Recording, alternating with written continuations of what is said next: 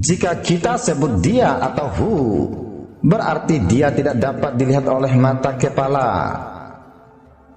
Jika kita zikir hu, berarti tidak dapat disentuh oleh tangan, tidak dijangkau oleh akal dan pikiran, karena sifat keesaannya.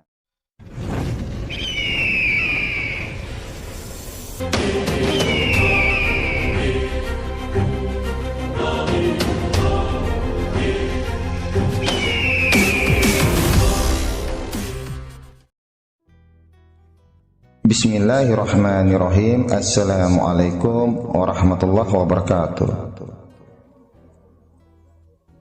Dasar zikirhu dan rahasia di dalam rahasia yang ada di balik zikirhu, yang selama ini dibungkus di dalam cahaya. Sebagian orang menganggap bahwa zikirhu adalah bid'ah dolalah yang tidak ada dalilnya. Mereka melontarkan argumen yang menurut mereka benar tanpa mengetengahkan pembandingnya. Ini merupakan suatu hal yang sangat tidak adil.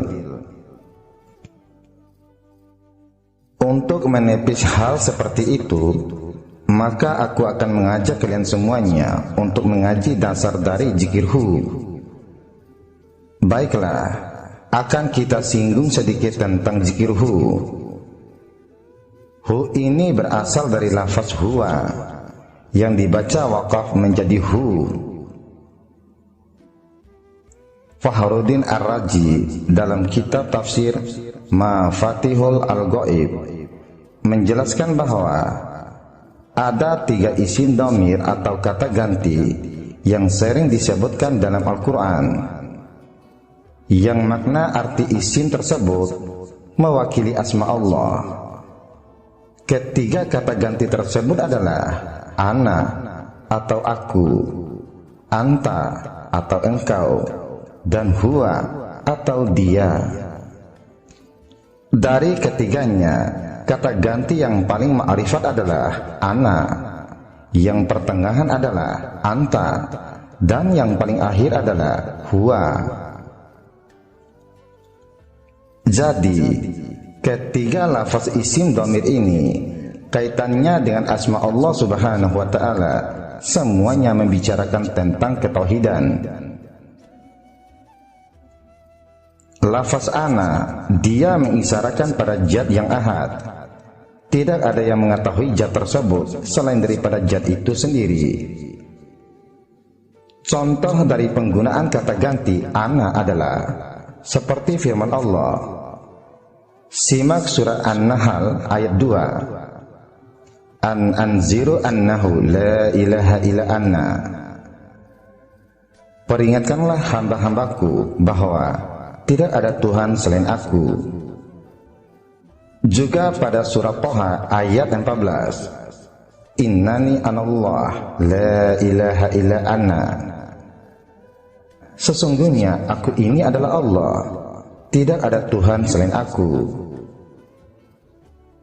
Kalimat la ilaha illa ana tidak boleh diucapkan oleh selain Allah, kecuali dengan cara hikayah atau menceritakan firman Allah.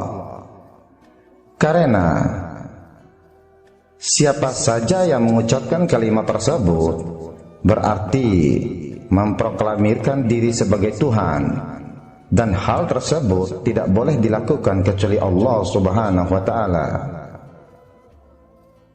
Sedangkan lafaz anta, dia adalah khitabah atau yang dibicarakan tanpa diisyaratkan kehadirannya. Karena ini berbicara tentang zat Allah dan yang sudah mempunyai maqam musyahadah. Zikir ini adalah zikir yang pernah diucapkan oleh Nabi Yunus alaihi salam. La ilaha illa anta subhanaka inni kuntu minadh dhalimin. Artinya, tidak ada Tuhan selain engkau, maha suci engkau, sesungguhnya aku adalah termasuk orang-orang yang zalim. Quran surat Al-Anbiya ayat 87.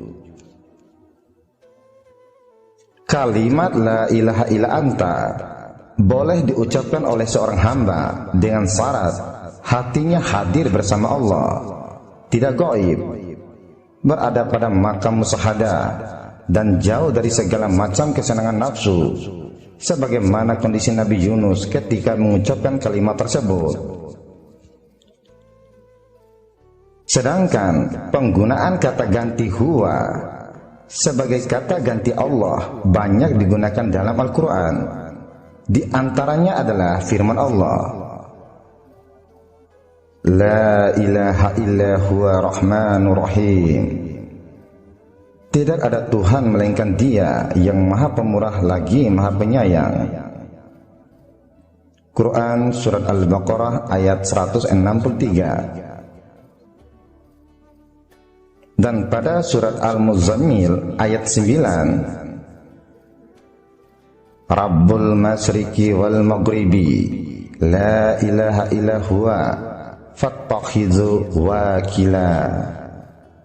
Artinya, Tuhan Masyriq dan Maghrib, tiada Tuhan yang berhak disembah melainkan Dia, maka ambillah Dia sebagai pelindung. Kalimat la ilaha illa huwa boleh diucapkan oleh orang-orang yang hatinya tidak hadir, gaib, dan belum sampai pada makam musyahadah. Jika huwa atau hu bukan bagian dari nama Allah, marilah kita perhatikan surat Al-Hasyr ayat 22, 23, dan 24. Huwallahu ladzi la ilaha illa huwa. Dialah Allah, tidak ada Tuhan selain Dia. Dan ayat 23, Huwallahu ladzi la ilaha illa huwa al-malikul quddus. Dialah Allah, tidak ada Tuhan selain Dia, Maharaja yang Maha Suci. Sedangkan bunyi ayat 24 adalah Huwallahul khaliqul bari'ul musawwirul lahul asma'ul husna yusabbihu lahu ma fis samawati wal ard wa huwal azizul hakim. Dialah Allah yang menciptakan, yang mengadakan, yang membentuk rupa. Dia memiliki nama-nama yang indah. Apa yang di langit dan di bumi bertasbih kepadanya, dan Dialah yang maha perkasa, maha bijaksana. Sekarang marilah kita perhatikan, seharusnya nama yang jelas dulu baru nama ganti atau kata ganti. Coba perhatikan pada ayat 22. Di situ berbunyi, Huwallahu ladzi la ilaha illa huwa. Dialah Allah, tidak ada Tuhan selain Dia. Seharusnya bacaannya Allahu huwallazi la ilaha illa huwa, kan begitu, yang artinya Allah dialah, tidak ada Tuhan selain Dia, kan begitu seharusnya. Ini kenapa hu Allah atau hu dulu yang pertama? Maka inilah maksud dari kata Imam Abdul Qahir Al-Baghdadi. Beliau ada menulis, karena kata ganti ditaruh di depan, maka dia bukan kata ganti lagi. Dia telah menjadi nama Allah, salah satu Asmaul Husna. Sekarang mari kita lihat surat Al-Ikhlas. Qul huwallahu ahad.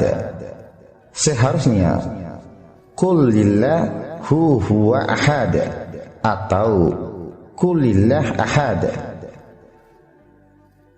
Kenapa Allah mulai dengan kata ganti Dia? Seharusnya kata Dia adalah kalimat kedua. Katakanlah Allah Esa, Huwa Somad. Begitu seharusnya secara tarkib, struktur bahasa Arab yang standar.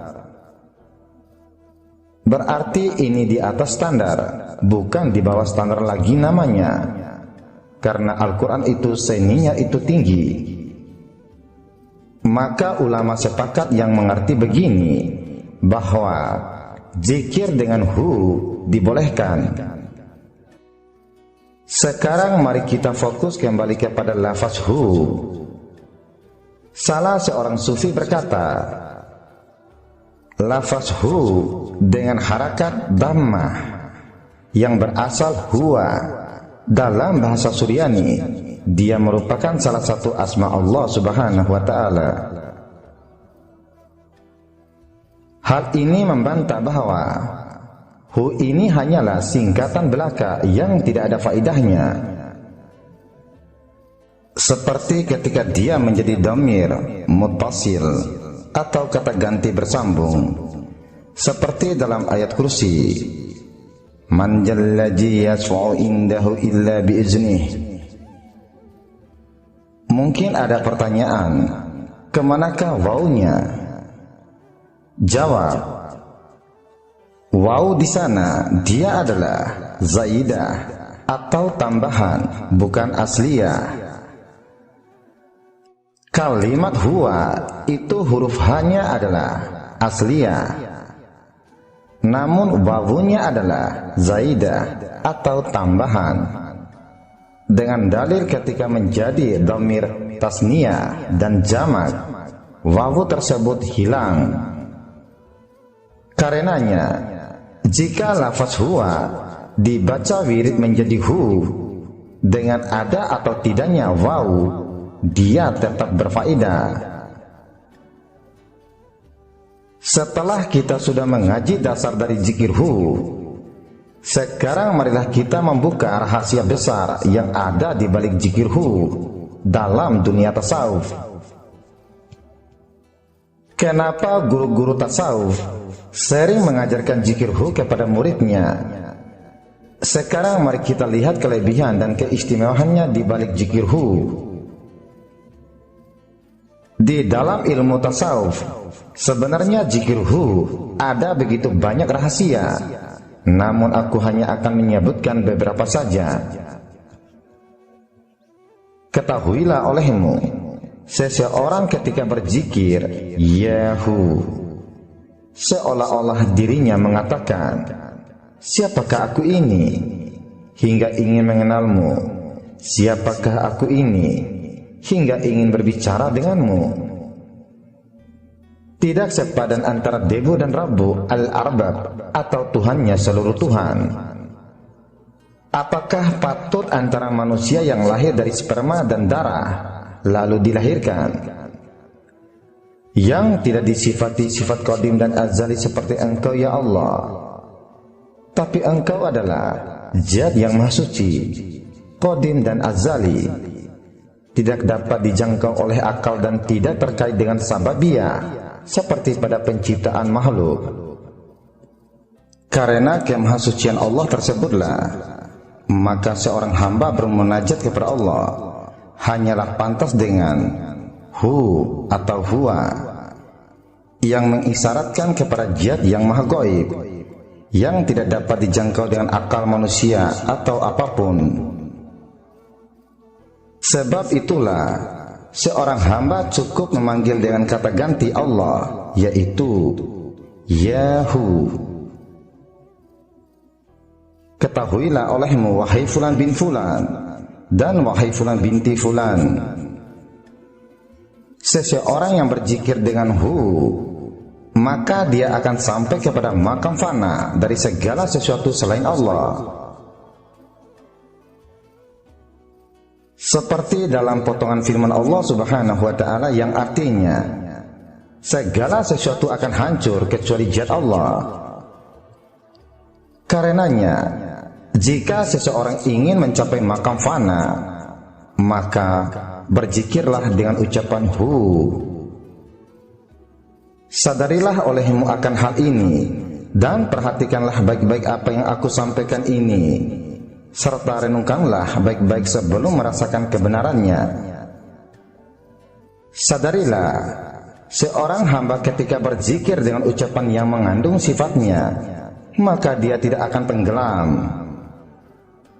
Contohnya seperti ketika mengucap Ya Rahman atau Maha Pengasih, maka dengan sendirinya dia seolah fokus berzikir dengan mengharap sifat rahmannya Allah Subhanahu wa ta'ala, karena dia dicirikan dengan makna dari asma tersebut.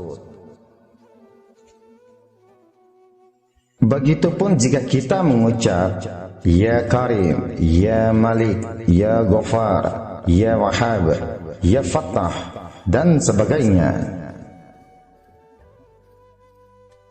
Adapun jika dia berzikir dengan mengucap Hu, maka dia akan ma'rifat atau mengenal kepada Allah bahwa dia adalah zat yang maha gaib, yang tidak dapat dimaknai sifatnya seperti pada asma yang lain. Zikir Hu ini akan menghasilkan cahaya pada hati si penzikir. Dia akan menerangi hati yang gelap, yang pada akhirnya dia akan menjadi sebuah cahaya dan pandangan kasaf yang sempurna. Sadarilah olehmu, orang yang berzikir dengan Hu, hatinya akan diterangi dengan nur atau cahaya zikir, dan tidak terkontaminasi dengan zulmah atau kegelapan. Pertanyaan, kenapa? Jawab, karena ketika seseorang berzikir Hu, yang diingat hanyalah huwiyah atau hakikat zat Allah saja. Sekali lagi aku ulangi, berbeda dengan nama-nama Allah yang lain, semisal Ya Rahman, maka dia akan mengingat belas kasih Allah dan kemudian mengharapkan kasih sayang tersebut untuk dirinya. Dan dia tidak sadar bahwa Allah tidak bisa disifati, karena dia adalah zat yang maha gaib, maha esa, yang tidak dapat dimaknai sifatnya seperti pada asma-asma yang lain. Soal sekarang yang menjadi pertanyaannya adalah, apakah tidak boleh berzikir dengan menggunakan asma-asmanya yang lainnya, seperti Ya Rahman, Ya Rahim, Ya Latif, Ya Quddus, Ya Wahhab, Ya Hayyu Ya Qayyum, dan seterusnya yang ada di dalam Asmaul Husna? Jawab, boleh. Perkataanku itu juga bukan berarti aku menafikan nama-nama dan sifat-sifat Allah yang ada di dalam Asmaul Husna. Bukan pula bertujuan melarang kalian berzikir dengan menggunakan asma-asma yang ada di dalam Asmaul Husna, melainkan tujuanku adalah agar supaya diri kalian cepat fana dan cepat tenggelam, dan supaya pikiran kalian tidak terganggu oleh berbagai macam rupa keinginan dan hajat yang menjadi penghalang untuk bisa akrab dengan Tuhannya, karena sudah menaruh hati kepada sesuatu selain daripada Allah Subhanahu wa ta'ala. Yang maksudnya, contohnya, apabila kalian zikir Ya Rahman, yang muncul dan yang ada di dalam gambaran pikiranmu sudah pasti sifat kasih sayang, maka secara sadar atau tidak sadar dia akan mengingat belas kasih Allah dan kemudian mengharapkan kasih sayang tersebut untuk dirinya, seperti kasih sayang seorang ibu kepada anaknya, seorang suami dengan istrinya, seorang teman dengan sahabatnya, dan lain-lain sebagainya. Jika kita zikir Ya Wahhab, yang maha pemberi, tanpa disadari, dalam hati dan pikirannya akan menaruh banyak harapan. Semoga Allah memberikan rahmat, hidayah, rezeki, kesehatan, banyak harta, naik pangkat kepadanya, dan seterusnya. Jadi, itu semua menjadi penghalang untuk bisa menemui dan bertemu dengan Allah. Allah itu maha suci. Jadi, jika ingin bertemu dengannya, kalian pun harus suci dari sesuatu selain daripada Allah Subhanahu wa ta'ala. Soal, apakah ada waktu tertentu apabila kita mau berzikir menggunakan asma-asmanya seperti Ya Rahman, Ya Rahim, Ya Wahhab, Ya Latif, dan seterusnya? Kalau ada, kapankah waktunya baru kita bisa berzikir menggunakan asma Ya Rahman, Ya Wahhab, dan seterusnya? Dan kapankah waktunya kita boleh berzikir menggunakan asma Huwa atau Hu-nya? Dan bagaimanakah caranya agar kita tidak terhijab dengan Allah walaupun kita berzikir menggunakan asma Ya Rahman dan Ya Rahim dan seterusnya? Jawab, ada. Jika kamu ingin melakukan munajat atau berdoa atau meminta kepada Allah, maka gunakanlah asma-asmanya yang ada di dalam Asmaul Husna, dan ini boleh dilakukan. Asalkan waktumu saat itu, emang kamu berniat mau mengajukan permohonan atau ingin meminta sesuatu hajat kepada Allah. Mungkin dikarenakan kondisi atau keadaanmu saat itu lagi dalam kesulitan atau kesusahan, atau kamu sedang berada dalam suatu masalah kehidupan dan lain-lain. Ataupun dikala itu engkau berada dalam keadaan bahagia, senang, atau gembira, kamu boleh berdoa dan berzikir kepadanya dengan menggunakan yang mana-mana dari Asmaul Husna. Dengan niat kamu mau menyampaikan puji-pujian atau mau bersyukur, ataupun karena kamu mau berterima kasih kepada Tuhanmu atas nikmatnya kesehatan, kebahagiaan, atau atas tercapainya hajatmu dan lain-lain. Semua ini boleh dilakukan. Karena Allah ada berfirman yang artinya, Allah mempunyai Asmaul Husna, maka bermohonlah kepadanya dengan menyebut Asmaul Husna itu. Quran Surat Al-A'raf ayat 180. Asmaul Husna merupakan puncak keindahan karena di dalamnya terdapat makna terpuji dan termulia. Nama-nama terindah itu mengandung pengertian kehidupan yang sempurna, yang tidak didahului dengan ketiadaan dan tidak diakhiri dengan kesirnaan, tidak berawal dan tidak berakhir. Soal, dan kapankah saatnya kita boleh melakukan zikir Hu? Jawab, di saat kamu memasuki dunia tasawuf atau belajar ilmu hakikat dan ma'rifat, atau di saat kamu sedang mau menyendiri bersama Allah, atau di saat kamu mau melakukan olah spiritual. Singkatnya, di saat kamu mau melakukan khalwat lahiriah dan batiniah.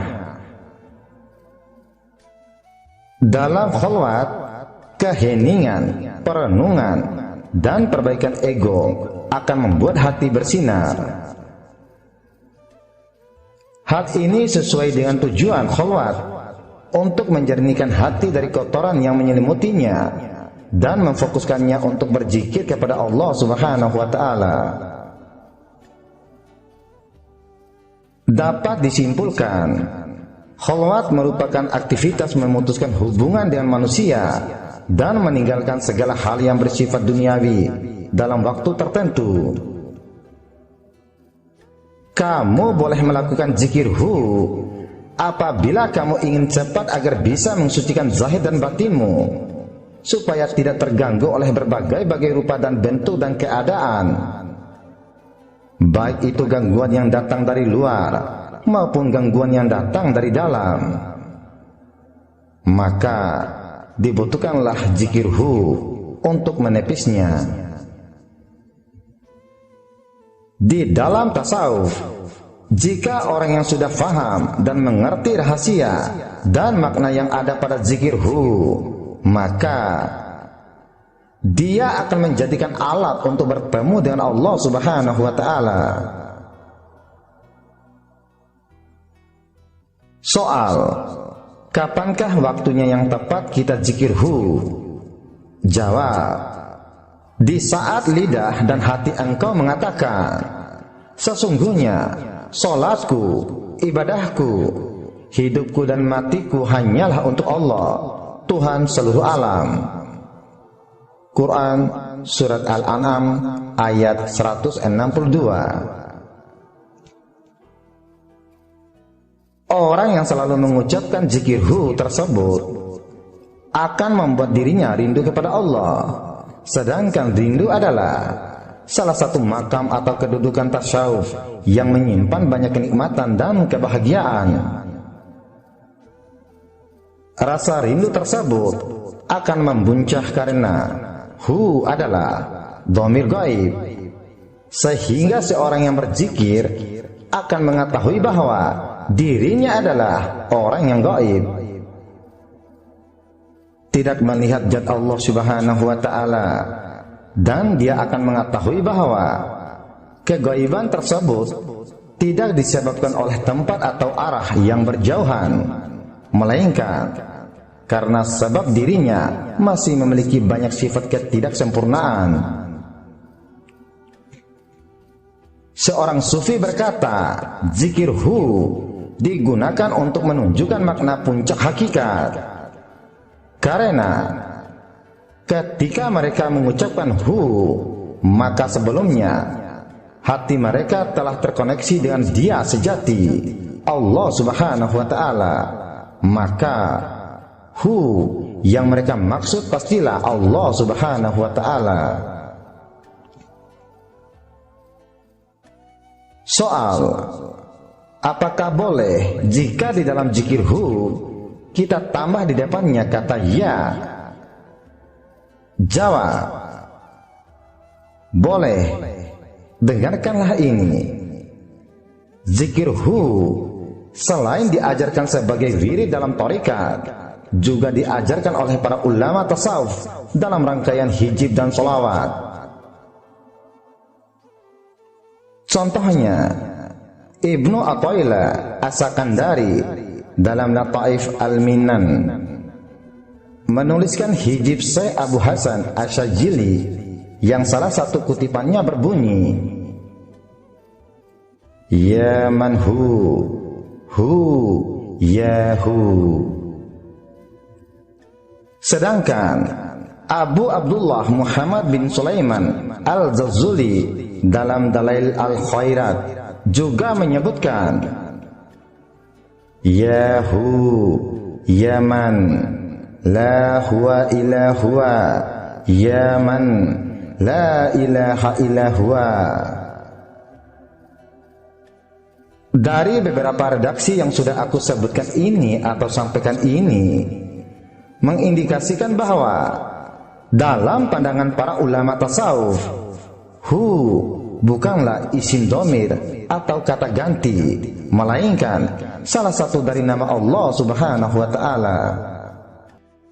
Karena jika hu tersebut adalah dhamir gaib, maka dalam bahasa Arab tidak diperbolehkan memanggil dhamir gaib menggunakan huruf nida atau huruf untuk memanggil.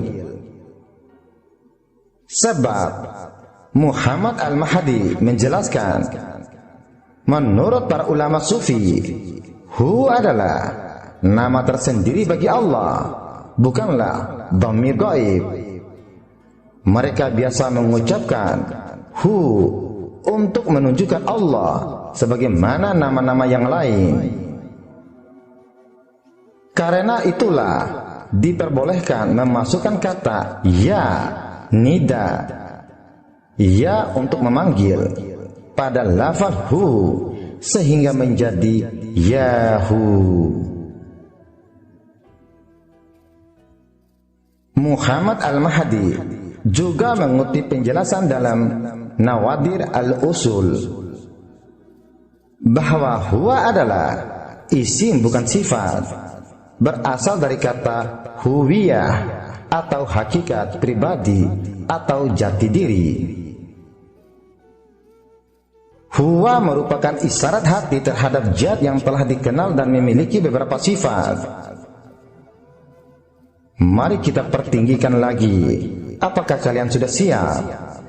Jika sekiranya sudah siap, silakan dengarkanlah ini baik-baik.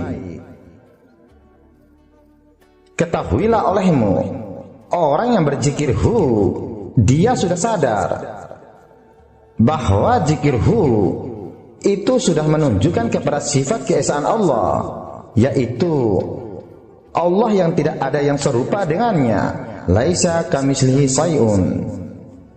Allah Subhanahu wa ta'ala berdiri dengan sendiri. Dia tidak memerlukan sifat wujud untuk kewujudannya. Dia tidak memerlukan sifat hidup untuk membuatnya hidup. Dia tidak memerlukan sifat mendengar untuk menjadikannya mempunyai pendengaran, dan seterusnya, karena dia serba cukup. Bila dia mengatakan yang dia melihat dan mendengar, maka melihat dan mendengarnya tidak serupa dengan melihat dan mendengar yang tergambar dalam pikiran dan perasaan manusia. Dia wujud sendirinya, melihat sendirinya, mendengar sendirinya, hidup sendirinya, berkehendak sendirinya, mengetahui sendirinya, dan seterusnya. Allah yang tidak bisa digambar-gambarkan, disifat-sifatkan, dipikir-pikirkan, dihayal-hayalkan, dan lain-lain sebagainya.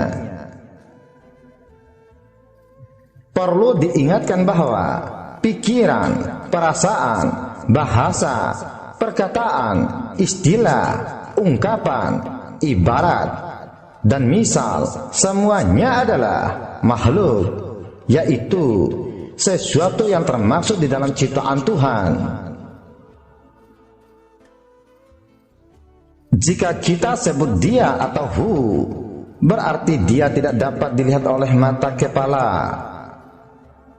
Jika kita zikir berarti tidak dapat disentuh oleh tangan, tidak dijangkau oleh akal dan pikiran, karena sifat keesaannya. Maka huwa bermakna dia yang maha suci. Ketahuilah olehmu, Allah bukanlah benda, karena benda itu ada dua. Ada benda kasar seperti meja, kursi, rumah, dan lain-lain sebagainya. Dan ada benda halus seperti cahaya bulan, cahaya matahari, dan cahaya lampu. Meja benda kasar, sedangkan cahaya matahari adalah benda halus.